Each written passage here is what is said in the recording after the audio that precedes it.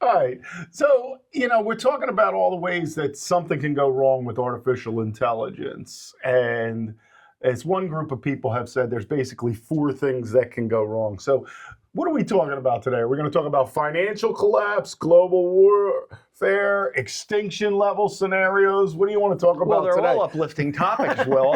Actually, when it comes right down to it, the possibilities are endless. We are talking AI here and its capability. I had a great discussion last night with some friends, and we were talking about the fact that, in the case of all of the things that we've had before, like cars and airplanes and things like that, we've come up where they were immediately used for warfare, and how ingenious we are actually in being able to utilize these things. But let's take a look at what AI is, because the possibility is that AI could do it itself. We're not talking about not quite. Not We're getting quite. close. But I think that if we go back to Stanley Kubrick, which we've had this discussion many times in 2001, and he was kind of whispering to us then, it's like, hey, Hal could go on his own and tell Dave, you can't disconnect me. And this is the kind of thing that we're looking at. Rogue AI could have the possibility to self-determine these destructive outcomes. Well, but it'll learn it from us. Right, exactly. Oh, no doubt about it. We're the best teachers. So let's talk about this malicious use. You got things like bioweapons that can be created. Yeah. So figure your average person at home going through the internet trying to figure some of these things out.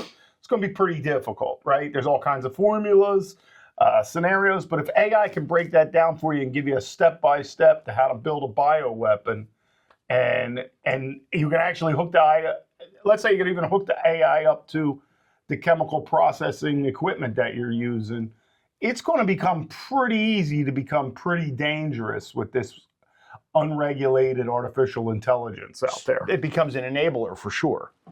People who wouldn't be capable of doing it by themselves. And I think just the thought, and actually even on the internet, we've already had it. We're giving recipes for people to create bombs.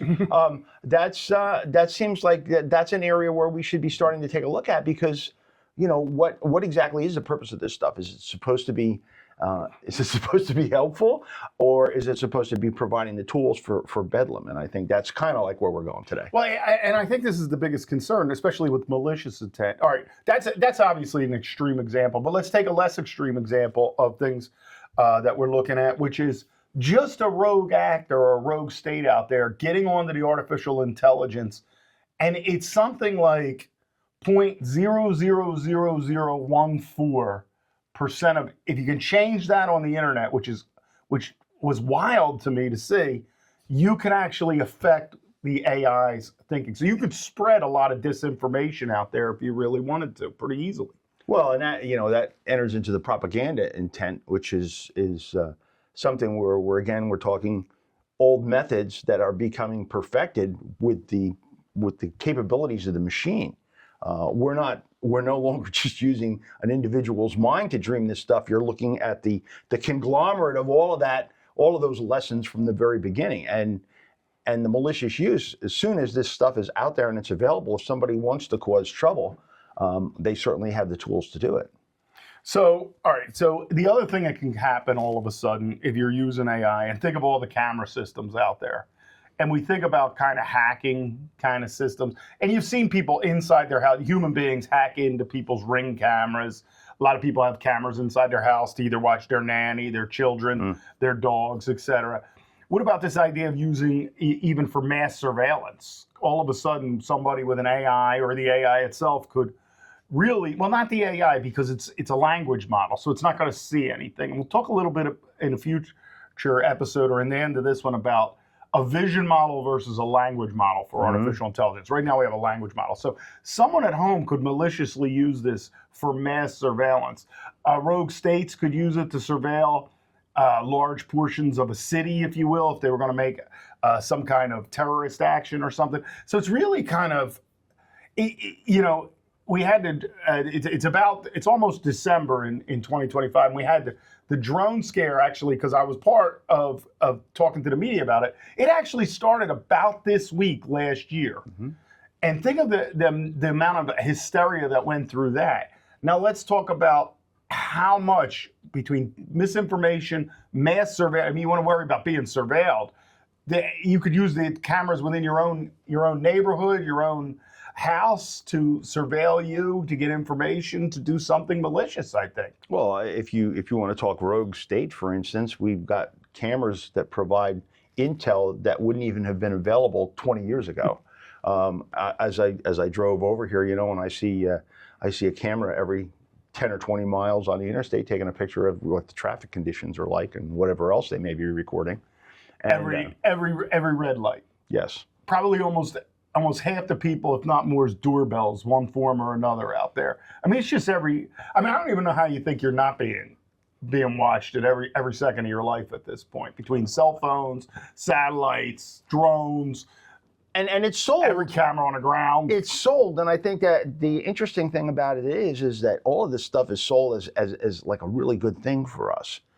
It's going to provide security. It's going to provide us an opportunity to make things easier for us. But in reality, it's also going to make it easier for negative things to take place. We can talk about malicious use in terms of individuals wanting to, for instance, find out when you're not home.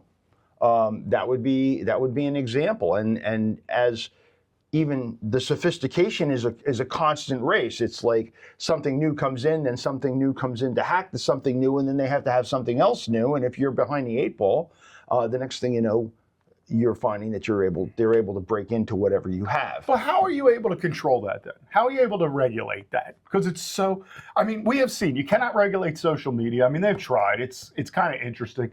But they literally turned it over to self-regulation for these companies because they couldn't figure out how to regulate this through political legislative means. It's so complicated. You really, with all the states out there, it's pretty hard to regulate the internet. You get into some of these underground kind of chat rooms where we saw kind of a QAnon or these other phenomenon appear from on these kind of rogue, kind of really underground, as a way kind of to protect free speech, I guess, at one point. But you see all these, you can't regulate any of that. How are you going to regulate this? Well, it's interesting that you mentioned about the states, too, because just now, and again, we're talking December 2025, introduction of a federalization of AI regulation as opposed to it being delegated to the states, which poses some interesting constitutional issues, but it is also a global network. So where is the jurisdiction? And even if we talk that there's a federal jurisdiction, how much of it is in Eastern Europe? How much of it is in Asia? So there isn't a central agreement while we're having all of these inventions coming out and they're competing against each other. It kind of seems like the possibility is that we're going to have things slipping through the cracks. And to a degree, perhaps, your only defense is going to be not to use it. And, it is, I have a lot of acquaintances who have chosen to disconnect from this because of the potential of the surveillance component of it because of the vulnerabilities that the technology offers us. That's a problem. Yeah, so all right, so that's one end. And I don't want to seem overly negative here, even though we're two guys against AI. I don't want to be cherry picking out things. I just want to point out that I don't remember a technological advancement, a philosophical advancement that human beings haven't figured out to turn malicious in some way. Absolutely. I'll make the most extreme example. People have figured out how to take God and make war out of it. Yeah, I'm sure. Which was a message of peace if you take the Christian message, but somehow there's nothing that we're ever going to invent that's someone who's a malicious actor, but how do we protect ourselves kind of thing? So here's kind of like the next concern. Those are like catastrophic malicious things that can happen. But as we regulate or try to control that, to control the negative aspects of it, I think about like the AI race, if you will. So there's a complete kind of, for monetary or financial purposes, or even just to do it, this kind of technological race out there. Who's going to do this faster? Who's going to do it better? How much controls can you have in a situation like that against malicious when it's constantly updating, putting new information, new things out there, if you will? Well, and when the focus is upgrading. That's the other thing. So company A is trying to get a leg up on, company B. And are they really stopping to think of what the possible implications are when the bottom line is the bottom line? And we're seeing a lot of examples here where, new technologies are coming out and we're not really thinking about potentially what they could do. And even, you touched on the idea of the financial implosion that could take place. For those of us who are watching, and again, on our time frame here, we are in December of 25, watching Bitcoin, for instance, having gone from 125 to the low 80s in a matter of like a month. So we're talking about a virtually, I'm going to say AI unit, even though it's not, but it's an electronic computerized scenario, a lot of black boxes involved of, some magic computational method. Yet here we're having billions and billions of dollars of wealth gone just like that. And how did it happen? Well, we don't really know. What are the market movers? It reminds me a lot of, what was that, the early 90s when the computer systems just started selling stock on the Yep. brokers on Wall Street. Yep. Nobody could control it at the time. I mean, we've learned all these lessons how many times, yet we never seem to learn from them. All right, we have market makers. Market makers. So the market makers are organizations who basically drive markets. And they buy in, they're whales to a great degree that have enough input into the market to be able to make things move up and down. I mean, if we take a look at the '08 crisis, for instance, a lot of people looked at that in terms of, the short sellers came in as soon as the algorithms picked up, hey, we're seeing a market move here. It took and dumped it, and then it ended up to where it just rolled, right on top of itself, one thing after another. These are things that we're not even able to keep up with, and if you want to talk about malicious use, what if someone is looking to impact our economy? There's another vulnerability there. We don't really know. I got a thing the other day from Vanguard suggesting that, it can offer me AI guided investment. Oh, that's really great. But it also has a disclosure in it saying that it's not responsible for the impacts of the market. But it's the best sense to slice bread if you listen to the ad. But they do cover themselves. And we're going to be talking about liabilities too. Well, let's talk about this for a second. I want to take one. No, I don't think anybody's thought about it. So it's coming out now finally. And we uncovered this when you encouraged me to get into drones about 2016, 2017. We looked at all that. We saw, at that time, we were seeing everything beneficial that robotics and artificial intelligence could bring. Mm-hmm. As we got deeper and deeper and deeper and deeper into it, started to see the negative. It was probably about 2020 when I was trying to tell people, hey, I think this is going to wipe out a lot of jobs. Yeah. I think this is going to cause for a restructuring kind of element. And people looked at me and were like, well, yeah, it's 40 years from now, but I'm not going to worry about it. Well, now every day on the news, it's like, and we're looking at the economic kind of September 2025. And, I always like the September number. I realize with the government shutdown right now, they're not 100%. But here's why I like September. September usually tells me what the college graduates experience was like. And what the data is kind of pointing to is that a lot of people coming out of college right now are not able to find jobs because companies aren't moving forward with jobs because they don't know it's not even necessarily that the AI is already there taking the job. It's the fear of the corporations and the different companies, even small companies, saying, well, do I really need this position? And this is going to be a problem in a year, in 2 years, when the machines are going to do this work. So think about it like this. We talked about a rogue state.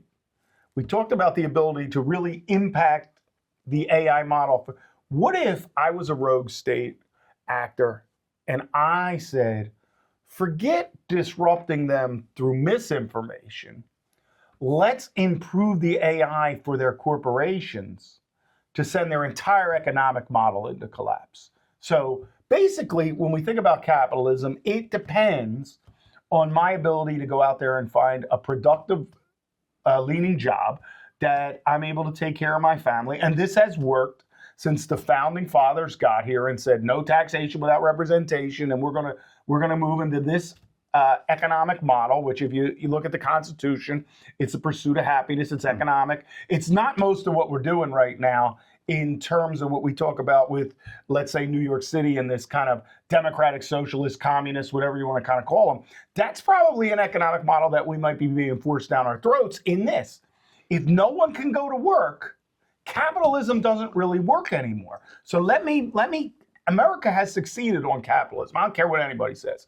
You could move ahead, and but that's starting to kind of get harder, that kind of bouncing ahead. Now, let me really make it difficult with really developing AI as a rogue state and sending their entire economic system into if not collapse, at least complete disarray. And we take that 50% kind of disagreement right now in the United States, and we really throw it into a tizzy. Well, first of all, I want to, let's take a look at capitalism too, because I think capitalism in itself, we look at it in terms of an ability to determine our own outcome, but really the fundamental part behind it is the investment. So how do you decide investment, whether you're, a company owner or a president, or for that matter, even whether or not you're going to decide to open up a business? We've got this new variable that we don't even really know for sure. Well, we're inventing a lot of this in our heads. Well, to be sure, but the thing is, so like let's say I have I want to start a new business, and I take a look at it and I think, okay, well, what are the potential things that could upset my business? Well, what we're finding is that AI very well could impact a lot of pathways we would have gotten involved in. So as a result, are we going to make investment in those directions? Taking a look at the stock market right now, again, looking at our time frame in late 2025, AI is kind of going through a little falter, but everybody had jumped into it because they thought that this is going to be the great door opener. And there's no doubt about it. Tremendous amount of capital went in there. There's been a tremendous amount of development. And its end outcome, unfortunately, is translating into the fact of a redefinition of what a job is. And that's a problem, because it's going to become where the intellectual jobs that we used to have that were based upon an education are now suddenly threatened in a way that they never have been in before. Well, even the physicality, let's say it was about a week ago, Elon Musk, and I know people have differing opinions on him, but the guy's predictions are right more than almost anybody else's when it comes to tech. And he was talking about his new humanoid robot that he's building. And he's envisioning the AI in there, and he's literally saying 5, 10, maybe long shot, 20 years, you'll be able to decide whether you want to work or not, because you won't need to. Now, what economic system is that? Well, all right. Well, now let's now you're opening up another whole chapter. But okay, and are we prepared to enter such an economic system without massive pain and agony among people? And think about the person who, let's say, and this has always been the bad age, really. If you think back, and if you're as old as we are, and we look back on our lives, for whatever reason, whenever any generation gets around the average of about 50, 55 years old, they always seem to face some kind of massive recession. In the mid-'70s, there was the move to service-based economy from industry. We saw Pittsburgh. We saw the collapse of the cities. Then we saw kind of the Reagan Revolution come back and move us in that way. But we didn't see real wages kind of gain like we saw before. So those people in their 50s, they went through the most pain and suffering then. Are they ready for this AI takeover? I mean, how do you regroup? You spent your entire life, you're indebted in student loan debt. You're still paying it off. You're 40-some years old. How are you going to reinvent yourself at this point? Well, right into an economic system that can't possibly be capitalism, because not everybody's going to work. Well, and it's going to be focused not on a full employment model for sure.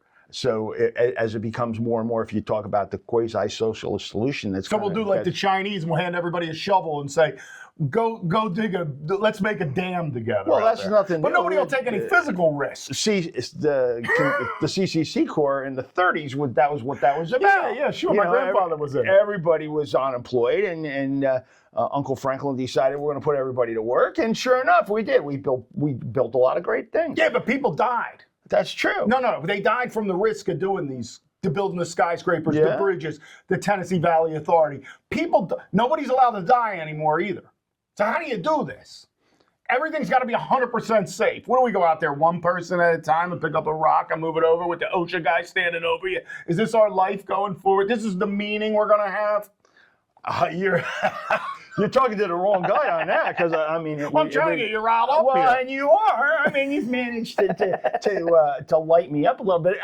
The fact of the matter is that the new jobs, and you and I have a history, and when I had been in public service, I focused on tangible skills, and we're going to be talking about the job impacts, in another segment. But the fact of the matter is, it's not the immigrants who are taking the jobs as much as it is AI is taking the jobs, and it's taking the jobs that the immigrants weren't going to take. We're talking, these are the intellectual jobs. The white collar jobs are suddenly going to be used up. And so then when you're going to decide that you're going to go from your white collar job and decide you are going to go out and throw a shovel around.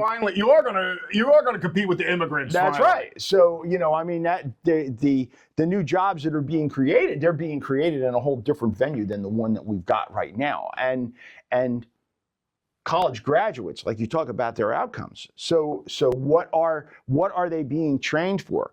We discussed blue collar careers, which was part of where the drone school was about. I was a big advocate for tech schools, where we taught people how to do the things that heretofore, at least, the machines can't do. Being a humanoid robot though could probably swing a hammer, probably in time, probably put in a new hot water heater for you. Yeah. Yeah. So, these are other questions as we start to look at moving forward with AI. Are we as a society prepared for what's going to come with that? And I don't think I don't hear that. You know what I hear? We don't know what's going to happen, but we're going forward. Hey, this is fun. It is, and what originally was just a gaming machine to entertain us has now turned into a competitor. And as we've discussed in earlier segments, and will in the future, this competitor is going to have an increasing advantage over us. And it has all the knowledge in the world. Yeah. It has, assuming we build all these power structures to run them now, an unlimited amount of energy, and it's going to burn through energy constantly. It doesn't need to sleep. Right. It's like it can do your hot water. Your hot water heater breaks in the middle of the night. You call your robot and it goes down there and does. Well, what does the person do then? Just lay in bed all the time? Maybe what they should do is just make hot water off of the heat that's coming off the servers, because then that way we're going to have unlimited hot water, and we can go to geothermal. That's a great idea. Let's work on that program, because there's a tremendous amount of energy. We're talking about a rededication. Bill Gates just came out and said, well, maybe global warming's not that big a deal. It's like, holy smokes, all of a sudden the whole game has changed, because we got to make sure we got the juice for the machine. Well, now all of a sudden he went and he studied space for 5 minutes, because remember, the only thing kind of Bill Gates is really did better than anybody else is he took somebody's product, DOS-based product, bought it for cheap, and sold it to IBM and got them to sign the dumbest deal. Yeah. There's been no regulation. There's been no Teddy Roosevelt come along and go, get the hell out of here with this. Well, and it's going to take somebody. I will say Trump does remind me of Roosevelt that way. Roosevelt brought all the bankers to their knees when they sent an errand boy over to meet him. He goes, no, I'm the president of the United States. J.P. Morgan, you will show the hell up here, and he busted them up, and that's what caused it. And you see Trump with these tech boys bow down right here because the people matter more.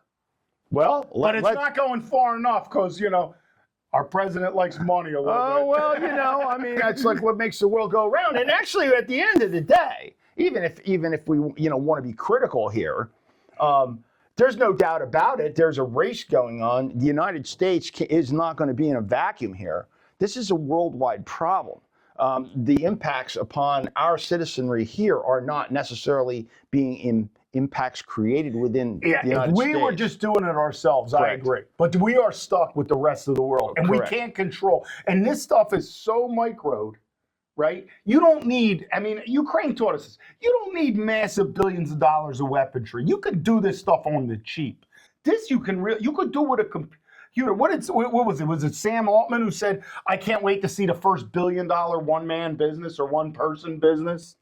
Well, now we can have a one-person terrorist squad too. Thanks. Let's go one step further, and this is what is good about this? One-person terrorist squad, one-person business that employs no one else. Where's the positive here? Oh, a lot of people. Besides, it's easy. A lot of people say dictatorship is the most efficient form of government. Well, I mean, and Nietzsche said that democracy would ultimately lead to mediocrity and would never survive. But when we look at it, let's go back just a second for the one man scenario, and we've seen this happen through time and time again through history. Is that eventually we're going to have our multi-billion-dollar flat tops that fly or go around with their jets get knocked out by a $50,000 drone that has the ability to just go and take them out. We're talking about a redefinition of warfare at the same time. And I can do it for $1,000. There you go. I can build what they sell for 50 for there $1,000. There you go. What it costs to build the thing. You could save us a lot of money then. So what the new definition of where things are going. That's another whole dynamic. I mean, I'm sure there's an awful lot of career military people who are sitting there scratching their head, realizing that we're not going to need a multi-billion-dollar Navy because everything is going to be drone operated, and it's all going to be under a war of attrition. And I mean, that kind of brings us back to like the rogue component of this, and what are the potentials? I mean, now let's do that. Let's talk about rogue AI. Yeah. All right, now we got all these drones flying around, all computer based. Yes. We're going to put AI into it and take out the human actor because it's more economically efficient. It actually is. We know the greatest. We'll stick with the flying drones. Remember, for people who don't realize, they're maritime, they're ground based, they're space based drones. Yeah. But let's talk about just. There's Arnold Schwarzenegger. I mean, we were told here again. It's historically speaking. Hollywood has really given us some insight. What was the Terminator about? I mean, we're talking about rogue AI. When we talk about HAL against Dave in 2001, is that all of a sudden it is deciding to do things on its own, which is kind of like what we programmed it to do. Surprise. And we did a really good job of it. And the next thing we know, now it could actually go out on its own. Well, here's the thing about that. With it going out on its own and thinking about this. It doesn't necessarily even have to ultimately go on its own by itself. All right, we got the one person in one country we don't regulate, terrorist, for lack of a better term, who programs his AI to go into government systems and look at these things. Or even better yet, rogue state. We at least get smart enough to say, you know what, we're not going to hook up to AI. Let's remember what happened with Skynet and the Terminator. Let's not hook our nuclear bombs up to it. Let's not hook our biochemical weaponry. Let's not hook any of our weapons, massive weapon systems up to this. But what stops another country from just deciding, you know what, we're going to hook our massive weapon systems up to this? Well, you're basically going through a repeat of nuclear proliferation, actually. And we kind of agreed that maybe that wasn't the best pathway, and we kind of stepped back from it a little bit, at least for now. But it keeps finding its way back again. I think what we have managed to get ourselves into here is we've set the blueprint for something that actually may be deciding our future without our input. And I think that is a scary, scary thought in terms of where this possibly could go. And for those of you who are out there, listening to us perhaps the first time or before, we have to stop and think about and extrapolate what this is going to look like in the future for our future generations. Because it is going to continue. It has already developed at light speed, virtually, in terms of what it's capable of doing. Things that you and I were on pretty much the cutting edge here of this, and what we've seen happen in the last 5 years is it's hard for me to close my mouth as it drops open in amazement. Anyone who thinks that is not going to continue is not paying attention. And we have to consider that the individuals who are only interested in the almighty dollar and control are at the throttle of this. All right, so we got the potential for malicious use. We got the potential for a massive, instead of a nuclear arms race, an AI arms kind of race that we can't control. We have the organizational risk that this stuff gets out of hand real quick. We think we got it under control, but we don't. All right. I mean, I've run organizations. You don't know what's going on in every level. I don't care what you think. Jamie Dimon doesn't know everything going on in Chase Manhattan. It's impossible. Can't be done. So things can happen. And then you got the whole thing of either a rogue state or the AI itself going rogue. How you stop this at this point? How you regulate? Well, and Who can regulate this? and How do you do it globally? the AI isn't even bound to honesty. You know, Well, it says a lie. It's so right on. It's not necessarily true. So I don't know that there is an answer, but the first thing is awareness. I think that's what this is about. What we're trying to do is get people to think about the things that nobody else is talking about. We're not going to do the rah out there in terms of like this is going to be the best thing. You can call us, defeatists if you wish, or negative, but the bottom line is to not consider what other possibilities are out there other than an easier life is very, very, very naive. And that's what our whole project is about here. All right. So, but the answer, and I love this because I try to look it up. Okay, I try to look some of these. It's always the same answer. We need some kind of global group to come together and provide the ethics and the regulation for this. Yeah. Well, end on that. Explain me to how you're going to get this global group. well, actually, unfortunately, it is might makes right. I think that was another. I think Lincoln said that during Civil War, and pray that we will get that capability. I mean, this is something that's starting to transcend the human definition of itself into something that's entirely different, which is going to be another one of our discussions. But I think that the first thing we need to do is realize the precarious situation that we have gotten into through our own invention, and trying to be able to come up with some way to curb its threat to ourselves and our future generations. Yeah, I'd like to see some money put into that. Yeah. I really would. Well, let's talk about how AI is going to replace humans in the next video. There you go. All right. See you soon. Soon.